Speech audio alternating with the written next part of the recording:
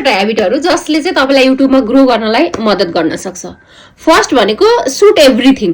तपाई कफी पिउँदै हुनुहुन्छ सुट गर्नुस्, कफी बनाउँदै हुनुहुन्छ सुट गर्नुस्, पढ्दै हुनुहुन्छ सुट गर्नुस्, भाडा धुँदै हुनुहुन्छ सुट गर्नुस्। जसले गर्दा चाहिँ तपाईलाई क्यामेरा एंगल चाहिँ को बारेमा चाहिँ राम्रोसँग ज्ञान होस्। अनि सेकेन्ड भनेको क्यामेराको अगाडि कम्फर्ट भएर बस्न सकियो। सेकेन्ड ह्याबिट भनेको चाहिँ भोइस ओभर दिनलाई चाहिँ एकदम जरुरी छ। भोइस तपाईको हरेक भिडियोमा भोइसले धेरै ठूलो महत्त्वपूर्ण भूमिका खेल्छ। त्यसैले भोइस ओभर दिनलाई चाहिँ ट्राई गर्नुस्।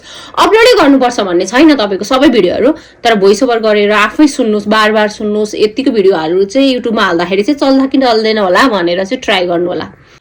थर्ड भनेको अर्गनाइज भिडियोहरुलाई चाहिँ छुट्टै छुट्टै फोल्डर बनाएर राख्ने बानी गर्नुहोस्। जसले गर्दा चाहिँ तपाईको मिमहरु कहाँ छ, तपाईको ट्राभल भ्लगहरु कहाँ छ, कुकिङ भ्लगहरु कहाँ छ भनेर चाहिँ तपाईलाई थाहा होस्। फोर्थ भनेको चाहिँ तपाईको इक्विपमेन्टहरु जुन पनि छ तिनीहरुलाई चाहिँ अर्गनाइज गर्न सक्नु। किनभने तपाईको माइकको चार्ज छैन आज, अथवा मोबाइलमा चार्ज रहेन रहेछ, अथवा मेरो स्ट्यान्ड कता छ अल्छी लाग्छ भनेर तपाईलाई बहाना कहिले पनि नहोस्।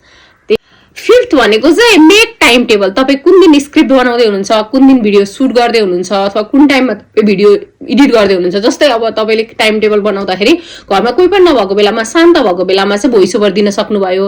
अनि एडिट गर्नको लागि चाहिँ भोइसले के फरक परेन नि त। एडिट गर्ने बेलामा चाहिँ तपाई एक्लै बसेर एडिट गर्न सक्नुभयो, त्यतिखेर घरमा कोही भए पनि फरक परेन हैन।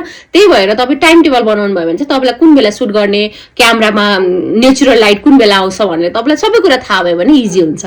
सँगै अगाडि बढ्नुपर्छ युट्युबको दुनियाँमा। Bye bye.